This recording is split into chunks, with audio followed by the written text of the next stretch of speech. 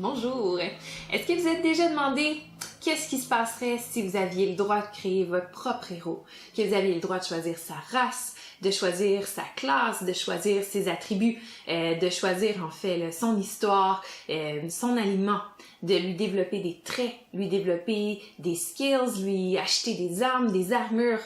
Eh bien, c'est ce que vous pouvez faire avec Role Player. Donc, Role Player, c'est un petit jeu de draft 2D. Pour ceux qui connaissent Sagrada, c'est dans le même concept. Sauf que je vous dirais que Role Player est peut-être une coche au-dessus de Sagrada parce qu'il est vraiment plus développé. C'est dur à expliquer là, comme ça à quel point ce jeu-là a une profondeur assez impressionnante. Je vais vous le montrer. À tout de suite.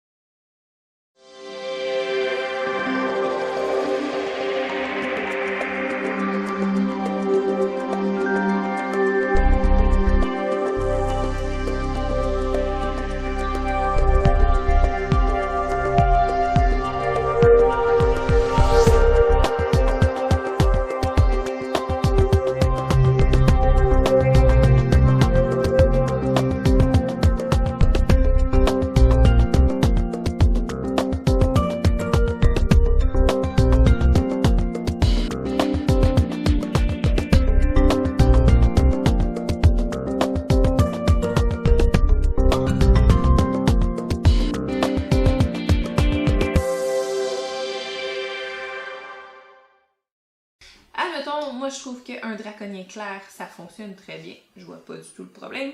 Et moi, mon elfe, je veux que ça soit un guerrier. Donc, et voilà, les classes sont choisies. On prend des jetons de la couleur de nos classes, on en a 2.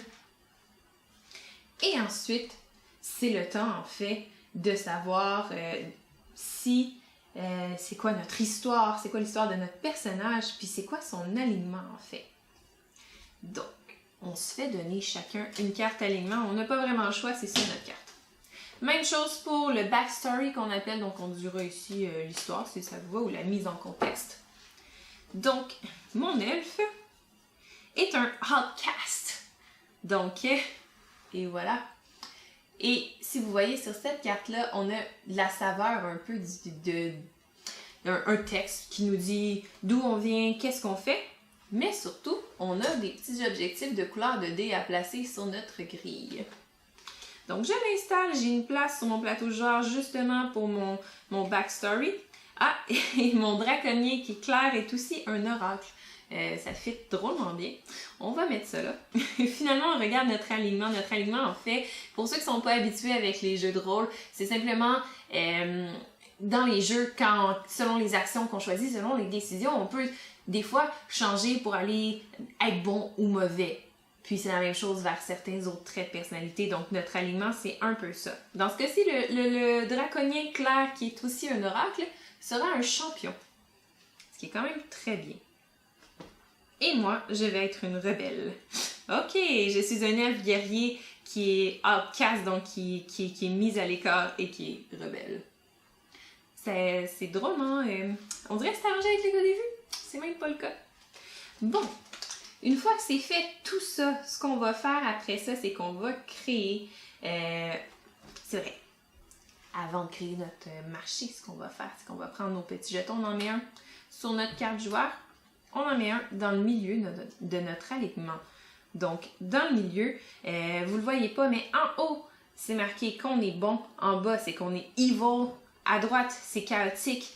À gauche, c'est lawful. Donc, on essaie, selon qui on est, comme moi, je suis une rebelle. Donc, je veux me tenir dans les environs du bon et du chaotique.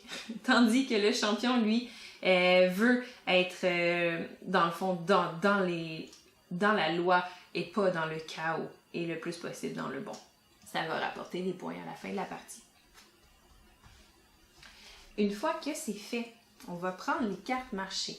Donc, les cartes marché, c'est des cartes comme ça. Ils ont des petits points. Si vous voyez un petit point, donc on les prend et on prend les cartes marché qui ont 2 petits points aussi. Et voilà. On prend ces cartes-là, on mélange séparément les 2 paquets et on va les placer un par-dessus l'autre.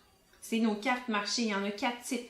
Il y a des traits, on a des armes, des armures, puis on a aussi des skills. Donc, on les prend, on les met là et on crée notre marché. Donc, on en met autant que le nombre de joueurs plus 1. On va prendre aussi les cartes d'initiative, on va en mettre autant que le nombre de joueurs plus 1. D'ailleurs, notez que sur une des cartes d'initiative là, on a un petit signe de dollar. Donc, je vais déposer une pièce de dollar sur celle-là. À quoi ça sert? Je vous l'explique dans pas très long. Donc là, on est pas mal installé. On a créé notre bonhomme.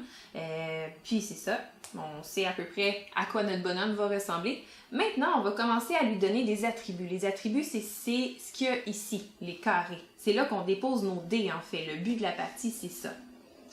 Donc, ce qu'on va faire, c'est qu'on va piger. Là, on joue à 2, donc je pige 6 dés au hasard dans le sac. Et je les brasse. Donc, c'est mes 6 dés de départ pour mon elfe. Le joueur d'à côté fait la même chose, prend 6 dés pour son draconnier, les brasse. Et c'est 6 dés de départ. Donc, notez qu'il y a plusieurs couleurs. Donc là, il faut les placer, ces dés-là. Mais il y a toute une stratégie par rapport à ça. Parce que dans le fond, selon où on les place, ça va nous permettre de marquer des points. Donc, je vais m'attarder un petit peu plus à la classe. Ma classe de guerrier m'indique, vous voyez avec les étoiles justement, tout ici, ça m'indique qu'est-ce qui va me rapporter le plus de points à la fin de la partie. Puis surtout le petit chiffre qui est ici, donc là on a le 18, en bas on a 16 à 17, après ça 17, 14, 14, 14 et plus. Ce que ça me dit en fait, c'est qu'à la fin de la partie, la valeur de mes dés sur ces lignes-là doit être au début à 18, donc 18 piles. Je peux pas être plus que 18, je peux pas être moins que 18, mais si j'y suis, je gagne 4 points. Donc ça vaut la peine. La dextérité, je dois être de 16 à 17, donc je dois me situer entre les deux. Sinon, pour ce qui est là, de la constitution, je dois être à 17 piles, encore une fois, donc pas de marge d'erreur. Puis pour ce qui est du reste, je dois être à 14 et plus. Donc, tant que j'ai 14 ou plus, je gagne une étoile. Donc ça, c'est la classe. Donc ça va m'influencer où je vais mettre mes dés, vous comprendrez, pour pouvoir avoir des points le plus possible pendant le jeu. Et bien à la fin du jeu, en fait. Et là, ma backstory, en fait, mon histoire, vous voyez que, encore une fois, au niveau de nos attributs, on a des couleurs, mais ça dit où je dois placer ces couleurs-là. Si je réussis à placer des dés de couleurs aux endroits indiqués, je gagne des points. C'est les petites étoiles que vous voyez en bas à droite. Si je réussis à en placer là, de 2 à 3, je gagne 1 étoile. Si je réussis à en placer de 4 à 5, je gagne 3 étoiles. Puis si je réussis à en placer les 6 couleurs à la bonne place, je gagne 6 points à la fin de la partie. Donc les étoiles étant les points, là. Donc, ça vaut la peine. On va essayer de le faire. Puis, finalement, une autre chose, là, c'est notre carte d'alignement. Donc, comme je vous disais, ça va bouger dans la partie selon les actions qu'on fait, selon comment on développe notre personnage. Vous voyez qu'il y a des étoiles qui sont jaunes, c'est des points positifs. Donc, on essaie que notre alignement soit toujours vers là. Parce que si on termine la partie sur une étoile où il y a des points, on ramasse ces points-là. Mais par contre, si vous voyez en bas à gauche, moi j'ai des étoiles qui sont argentées puis avec des points négatifs. Donc je veux pas aller là parce que si je vais là, je vais contre l'alignement de mon personnage. Puis à la fin de la partie, je perds des points. Donc, toute une subtilité. On place le petit jeton au milieu. Et là, c'est le moment de placer les dés comme je vous expliquais. Je les ai brassés, donc j'essaie de ne pas les mélanger. Ce que je viens de peut-être faire, c'est pas trop grave. Et ce que je veux faire, en fait, c'est de les placer dans mes attributs. On a 6 attributs. On a la force, la dextérité, la constitution, l'intelligence, la sagesse et le charisme. Dans la partie, à chaque fois que je vais placer un dé dans une de ces catégories-là, ça va me donner des points particuliers. Donc, pas des points, mais des actions particulières qui vont me permettre de réaligner mes dés pour pouvoir atteindre mes buts de, justement, de classe, de backstory, puis d'alignement pour pouvoir faire des points. Donc, quand je les installe là, malheureusement, j'ai pas le droit à ces actions-là. C'est comme si je les perdais. Puis comme je place un dé là, dans la partie, je pourrais pas en placer parce qu'on a 3 dés à placer par attribut. Donc là, c'est une question de réfléchir. Quelle action spéciale je pense que j'aurais le moins besoin pendant la partie, donc je pourrais me passer pour pouvoir aller placer mes dés parce que je ne pourrais pas utiliser cette case-là pendant la partie. Et aussi, une question un peu de où est-ce que j'ai besoin de beaucoup de points. Si j'ai un dé qui est fort, là en haut, j'ai besoin de 18 piles. Donc 3 x 6, je vais placer un 5 parce que je sais que ça va être facile plus tard de l'augmenter à un 6. Et là, on place nos points comme ça. Donc là, je les place en fait là vraiment au hasard en ce moment. J'ai bougé un dé. Normalement, ça dérangerait, mais là, comme c'est un exemple, ça ne dérange pas. Je les place au hasard. C'est vraiment pas des exemples de qu'est-ce qui est bon pour commencer. Là, je réfléchis pas à ce que je suis en train de faire. Je suis juste en train de les placer pour pouvoir poursuivre.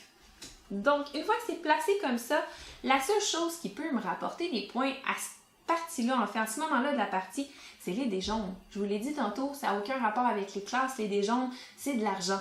Donc, quand je le place, au moment où je place un dé jaune, peu importe sa valeur, je rapporte 2 pièces d'argent, 2 pièces d'or. Donc, je suis riche de 2 or de plus parce que j'ai placé un or. L'autre façon de faire de l'argent en plaçant nos dés, c'est en finissant complètement une ligne. Donc, si j'avais placé celui-là, par exemple, je finissais complètement ma ligne de charisme. Donc, en arrivant au bout à 3 dés, je rapporte automatiquement 1 $. Une fois que c'est fait, on est prêt à commencer et c'est là que le jeu devient intéressant. Donc là, ce qu'on fait, le premier joueur, donc c'était mon joueur fictif à ma droite qui était le premier joueur, va commencer. On pige 3 dés parce qu'on a 3 cartes initiatives. Le hasard fait bien les choses. On les brasse et ensuite on va les placer par ordre croissant sur les cartes initiatives. Donc les cartes initiatives vont déterminer en quel ordre on va faire la deuxième partie du jeu. La première étant de prendre les dés. Ce qu'on est en train de faire, c'est la phase de dés. On brasse les dés, on les prend, on les met sur notre plateau joueur, on fait l'action qui est décrite sur le plateau joueur et ensuite, on a la deuxième partie qui est la phase de marché. Donc, la carte initiative va avoir une influence pour le marché. Donc, ce qu'on fait, on peut soit prendre directement la carte initiative. Je trouve ça personnellement fatigant. Donc, une autre alternative, c'est de prendre le petit cube de notre couleur qui ne sert à rien présentement et de l'amener. Donc, le premier joueur va choisir en premier sa carte initiative. Ce qui est intéressant, c'est que celle du milieu rapporte une pièce d'argent en même temps. Donc, ça se peut que ça lui tente d'avoir celle du milieu, mais je ne croirais pas. Pourquoi? Parce qu'il y a une autre façon de faire des points aussi dans le jeu, et c'est de ramasser le plus possible de dés de la couleur de notre classe. Donc, le draconien, il est blanc, il va bénéficier d'avoir un dé blanc, surtout que ce dé-là vaut 5 points. Donc, logiquement, il serait tenté d'aller chercher son dé blanc, parce qu'il va rapporter des points à la fin de la partie. Comme moi, je serais tenté d'aller chercher le dé rouge et l'argent. La seule chose qui pourrait changer, c'est peut-être en regardant les cartes qui sont dans le marché, que là, peut-être le joueur se ferait « Ah, je veux vraiment cette carte-là, j'ai trop peur que l'autre personne la prenne, donc je vais m'installer plus près dans l'initiative pour être sûr de ne pas me faire voler. » Mais admettons qu'on n'a pas réfléchi comme ça, puis que moi je veux le rouge, je prends le rouge, et l'autre joueur veut le blanc et prend le blanc. Et là, j'ai fait ça tout croche parce que le rouge, c'est avec mon jeton rouge que je vais le placer, ça a plus de sens. OK, donc, je prends le dé rouge, je prends l'argent, je vais devenir riche, moi. Et là, je prends le 4. Je peux le placer, comme je vous dis, à divers endroits pour me donner diverses choses. Donc, comment on fait, en fait, comment on procède? Donc, j'ai décidé que je prenais le dé rouge avec la monnaie pour devenir riche. Je suis bien partie pour ça, là, en ce moment. Je prends mon dé. Et là, c'est là que la magie s'opère. Parce que j'ai le choix entre plusieurs choses. J'ai le choix de le placer dans la force. Dans la force, en fait, dès que je le place, j'ai droit à l'action de force qui me permet de virer un dé de bord. En fait, de l'échanger de côté complètement. Ce qui veut dire que si j'ai un 1, il se transforme en 6. Si j'ai un 2, il se transforme en 5, ainsi de suite. Peu importe le dé, c'est pas celui que j'ai placé, peu importe le dé qui est dans mon plateau joueur, je peux le faire. Si je place en dextérité, c'est que j'ai le droit d'échanger peu importe 2 dés dans mon plateau joueur. Ça peut être pratique si des fois on s'est trompé ou des fois on voulait prioriser quelque chose, finalement on se rend compte que c'est pas l'idéal, puis on décide de prioriser autre chose. La constitution, ce que ça permet, c'est soit d'augmenter la valeur d'un de mes dés de 1 ou de baisser la valeur d'un de mes dés de 1. Ce qui est pratique quand on a besoin d'atteindre, comme moi, des chiffres qui sont très très précis. Donc, je dois absolument avoir 18 par exemple pour la force. Donc, c'est pratique d'avoir ça. L'intelligence, ce que ça permet, c'est de prendre un dé puis de le rebrasser. C'est un peu plus aléatoire, mais c'est pratique par exemple quand j'ai des 1 puis que j'ai plus de dextérité, donc je peux plus simplement le transformer en 6, mais là je pourrais le brasser, ça serait parfait. Sinon, la sagesse que ça permet de faire, ça permet de se déplacer sur notre petit carré d'alignement que je parlais tantôt. Donc on essaie de viser les étoiles jaunes parce qu'elles rapportent des points, puis d'éviter les étoiles d'argent qui rapportent pas de points. Finalement, le charisme, quand je pose un dé là, ce que ça fait, c'est que j'ai un petit jeton de charisme comme ça, qui me permet d'avoir un rabais de 1 or au marché dans la phase suivante. Donc, qu'est-ce que je veux bien faire? Je vais l'installer, par exemple, dans Constitution, parce que, comme je vous l'ai dit, celui-là me prenait 18, donc j'ai absolument besoin de 3,6. Je peux l'augmenter de 1, donc il était à 5, je l'augmente à 6. Donc, c'est ma partie. La partie du draconien fait la même chose, va l'installer dans un de ces carrés-là, peu importe lequel, ça n'a pas très d'importance. On va le placer à quelque part, par exemple, on va le mettre à l'intelligence, parce que le 1 ici n'est pas très intéressant, donc on le rebrasse, on a un 2, yay! Et voilà. Donc, ça clôt la partie, en fait, là, de dés. On est rendu à la phase du marché. On reprend nos petits... Ben en fait, on ne reprend pas nos petits jetons, mais là, on se fie à l'ordre d'initiative. Donc là, moi, je suis numéro 2. Le draconien est numéro 3. C'est moi qui choisis en premier au marché ce que je veux acheter. Au marché, on a 4 types de cartes qu'on peut acheter. On a la carte, les cartes de style trait.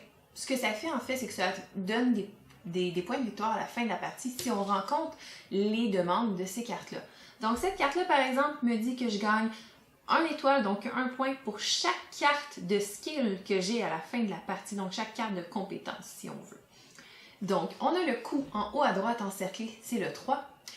Donc, ça coûte 3 $ pour l'avoir. Puis si vous voyez, il y a une petite flèche qui pointe vers la gauche à côté du 3. Donc, cette flèche-là, ce qu'elle me dit, c'est que si j'achète cette carte-là, au moment où je l'achète, si je le peux, je tasse mon petit jeton sur ma carte d'alignement vers la gauche. Donc, ça m'amène personnellement sur une étoile avec un -1. Ce qui fait que si je reste là jusqu'à la fin de la partie, je perds un point. Par contre, ça varie souvent pendant la partie. Plusieurs fois, on va changer l'alignement. Donc, je ne suis pas très inquiète pour le -1. Je pourrais le faire. Un autre type de carte qu'on peut acheter, c'est les armes. Donc, comme celle-là ici. Ce qui diffère, notez bien, en bas à droite, on a une petite main. Ça veut dire que ça utilise une main. Donc, on ne peut pas en avoir plus que notre nombre de mains. Donc, on ne peut pas en avoir plus que 2. Et quand il y a des mains de dessinée dessus, il y en a certaines qui n'ont pas de main de dessinée dessus. Et sur la carte, en fait, ça dit qu'à chaque fois qu'il y a un joueur qui va discarter une carte du marché, je gagne 1 or. Donc, les armes, c'est des cartes qui nous donnent des bonus au courant de la partie. Ils sont vraiment très pratiques. Un autre type de carte, c'est les armures. Les armures, il y en a de plusieurs types. En fait, là, on a les en chaîne, mais on a aussi les armures qui sont en cuir, par exemple. Et les armures, qu'est-ce que ça nous donne? C'est des points de victoire à la fin de la partie. Donc, on veut faire des sets d'armure. On veut avoir, par exemple, les jambières, on veut avoir les bottes, le casque, l'armure en tant que telle, les gants. Si on réussit à avoir plusieurs types d'armure, on gagne des points de victoire différents à la fin de la partie. Donc, si j'ai plusieurs parties de l'armure, par exemple, de chaîne, admettons que j'en ai 4, je gagne 7 étoiles à la fin de la partie. En plus, si jamais j'étais le joueur rouge ou le joueur noir, mais ça tombe bien, je suis le joueur rouge, je gagne 1 étoile de plus, étant donné que c'est de ma classe. Parce que vous voyez, il y a un petit... En bas, là, on a les couleurs, donc ça dit que le joueur rouge ou blanc, donc ça tombe bien, c'est soit lui ou moi. En fait, on a un bonus si on prend cette carte-là. Donc les armures, c'est une autre façon de faire des points en fin de partie. Quand je vous disais que le jeu était très complet et que se portait à beaucoup de réflexion, c'est parce qu'on a beaucoup de façons de faire des points. Et finalement, dernière carte qu'on a, c'est les cartes de skill ou de compétences. Donc, comme ça, par exemple. Même affaire, il y a un coût. il y a le nom et vous noterez qu'il y a une petite flèche dans le texte qui décrit ce qu'a fait l'item. Donc, je vous explique. L'item me dit que j'ai plus 1 je peux ajouter plus 1 en fait à la valeur d'un de mes dés et moins 1 à la valeur d'un dé différent sur ma carte. Fait que dans le fond, c'est comme si cette action-là me permettait de faire 2 fois ce constitution, ce qui est très bon. La seule chose avec les cartes skill ou compétences quand on les achète, c'est que on doit, quand on utilise l'action, donc pas au moment où on l'achète, contrairement aux cartes traits, mais au moment où on va faire l'action, on doit déplacer notre petit jeton, donc dans ce cas-ci, vers le haut. Ce qui veut dire que j'achète cette carte-là, par exemple, je dépense 3 pièces d'or. Donc, ça veut dire que si je veux faire cette action-là, je dois déplacer mon jeton d'alignement vers le haut. Et là, je peux réaliser l'action. Je tourne à ce moment-là ma carte comme ça, ce qui veut dire que je ne peux pas la réutiliser ce tour-ci, parce que je l'ai déjà utilisée. Donc, je dois attendre de pouvoir la reloader, qui appellent eux autres, donc de pouvoir la recharger, si on veut, pour pouvoir l'utiliser encore. Si jamais je voulais l'utiliser et que j'étais déjà en haut complètement de ma carte d'alignement, ça serait impossible pour moi à ce moment-là de l'utiliser parce que je ne peux pas monter plus haut.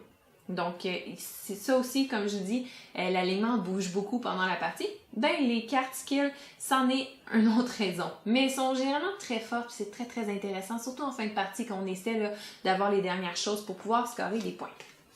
Donc, ça résume ce qu'on peut acheter au marché. Donc, j'achète ma carte, moi j'ai acheté Acrobatie. L'autre joueur peut acheter sa carte. L'autre action qu'on peut faire au marché, c'est quand on n'a pas de carte qui nous intéresse ou on n'a pas d'argent, on peut discarter une carte. Donc, ça nous permet d'empêcher des fois d'autres joueurs d'avoir des cartes qu'on ne veut pas qu'il y ait en leur possession. On peut discarter une carte pour 2 $. Donc, mon collègue pourrait faire ça, mais je pense que l'armure l'intéresserait. C'est à noter qu'autour de mon plateau joueur, j'ai plusieurs endroits où je peux mettre les cartes. Donc ici, sur le côté, c'est marqué Weapon. Donc si j'achèterais une arme, je la mettrais là. Si j'achetais une armure, je la mettrais là, ce que j'ai fait en ce moment. Si j'achète une carte trait, je la mets en bas parce que c'est marqué trait. Et les skills, je les mets à la gauche. Donc une fois qu'on a fait ça, on récupère nos petits jetons. On remet le dé dans le paquet, on discarte la carte qui n'a pas été utilisée. On remet d'autres cartes dans le marché. Et on peut réactiver une de nos cartes. Donc, skill, ça tombe bien, j'en ai juste une, je la réactive. Et comme ça, je vais pouvoir l'utiliser. Les skills sont utilisables n'importe quand pendant votre tour. Donc, même quand un autre joueur joue, vous pouvez toujours utiliser votre skill. C'est autant que vous êtes capable de déplacer votre petit jeton d'alignement dans le sens qui est demandé. On continue à jouer comme ça jusqu'à temps qu'on ait complété notre fiche joueur. Donc, j'installe des petits dés comme ça, jusqu'à temps que les 18 dés soient installés. Une fois que c'est fait, là, on s'entend que j'y vais en accéléré, c'est arrangé avec le gars des vues. Donc, une fois que c'est fait, à ce moment-là, c'est le moment de calculer nos points. Donc, on calcule les points de quelle façon? En fait, on va commencer par calculer nos buts d'attributs ou les goals des attributs qui sont sur ces petites cartes-là. Donc, comme je vous disais, je dois atteindre un chiffre particulier sur chacun des lignes. Donc, pour ma force, je dois être absolument à 18. Si c'est le cas, je gagne 4 étoiles. Donc, je prends ma carte d'aide de jeu, je la tourne de l'autre côté et là, on voit que je peux suivre mes étoiles. Donc, je calcule chacune des petites lignes, celles que j'ai arrivé à atteindre les petits objectifs. Je ramasse les étoiles quand c'est le cas. Et ensuite, on s'en va voir pour ramasser les points de notre backstory, de notre histoire. Donc, on voit que moi, par exemple, sur ma ligne de force, je dois avoir un dé mauve à droite. J'ai un dé mauve à droite, yeah! Je réponds à un critère. J'ai pas de dé bleu complètement à gauche sur ma ligne de dextérité, donc je réponds pas à ce critère-là. J'ai pas non plus de dé noir. J'ai pas non plus de dé rouge sur ma ligne d'intelligence. Ou de dés verts sur ma ligne de sagesse ou de dés blancs sur ma ligne de charisme. Ok, je suis pas mal juste à un dé. Normalement, on joue mieux que ça, les amis. Là, j'ai voulu aller vite. Donc, j'en ai un, je fais pas du tout d'étoiles. Il a fallu que j'en ai 2 ou 3 pour pouvoir avoir au moins 1 étoile de plus. Donc, avancer là-dessus. Une fois qu'on a calculé les points pour ça, on calcule les points pour l'alignement. Donc, je regarde où je suis placée. Pour l'instant, je suis placée sur un petit carré où il n'y a rien. Donc, je ne perds pas de points, mais j'en gagne pas non plus. Ensuite, on va regarder les dés de la classe. Donc, moi, je suis rouge. Chaque dé rouge que j'ai pu installer sur mon plateau joueur me rapporte 1 point. Donc, j'ai 3 points grâce à ça. On va regarder les armures, j'en ai pas, là. Normalement j'en aurais si on avait joué une partie au complet, mais on regarde les armures, on regarde si on a des ensembles d'armures, si oui, on fait les points, on regarde si l'armure correspond à notre classe, si oui, on fait un point supplémentaire. Et ensuite, on regarde les cartes traits, donc les cartes bleues que je vous montrais tantôt. On voit si on répond à leurs critères et si oui, combien d'étoiles on gagne. On calcule les points, celui qui a le plus de points, c'est celui qui a le plus de réputation. Et donc, c'est le grand gagnant de Role Player.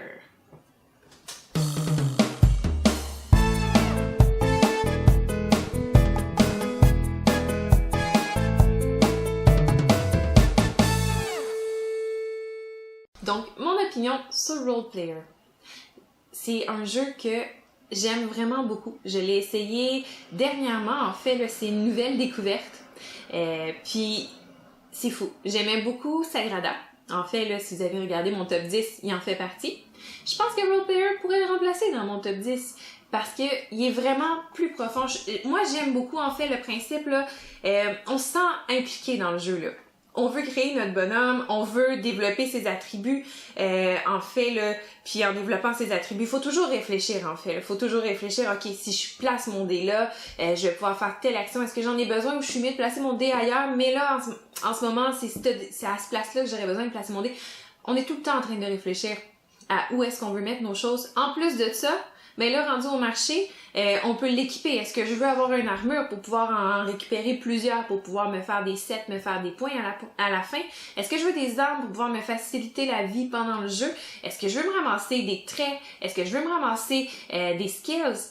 C'est complet, là, c'est fou, puis on est vraiment impliqué, là. On se sent vraiment, là, on veut que notre bonhomme soit bien développé, puis on veut réussir, puis tout ça. Puis c'est presque de vivre une aventure, mais juste avec des cartes, en fait. C'est super bon. Moi, je lui donne 2 thumbs up. Ça se joue rapidement. Ça se joue, en fait, là, en à peu près 1 heure, 1 heure et demie, tout dépendamment de la vitesse de vos groupes de jeu. C'est un jeu qui est un peu plus lourd. Peut-être que j'y jouerais pas avec des enfants. En fait, là, ils disent que c'est à partir de 10 ans. Donc, peut-être avec des enfants un peu plus vieux. Super bon jeu. Le matériel est vraiment beau. J'aurais peut-être aimé que les dés soient un peu plus spéciaux. C'est sûr qu'avec Sagrada, on a des dés qui sont vraiment très très très très beaux. Avec Role Player, les dés sont corrects. Ils sont de couleurs différentes chacun. Ils n'ont rien de extrêmement spécial, mais en même temps, ils font leur travail là, amplement. Puis c'est super le fun, le plateau joueur, qu'on puisse mettre les dés, que ça tienne en place, les cartes, tout ce qu'il y a dans la boîte en fait là, est de belle qualité. Puis c'est pas mal ça. Je vous dirais que c'est Role Player, puis c'est un jeu qui est assez solide. La seule chose, il n'est pas encore disponible en français, donc il se fait seulement en anglais pour l'instant. Il y a une extension. L'extension apporte des monstres qu'on peut combattre, donc encore plus de profondeur à ce jeu-là, parce qu'en plus de développer notre bonhomme, mais on peut l'utiliser. Je vous ferai une présentation un peu plus tard de l'extension. À la prochaine!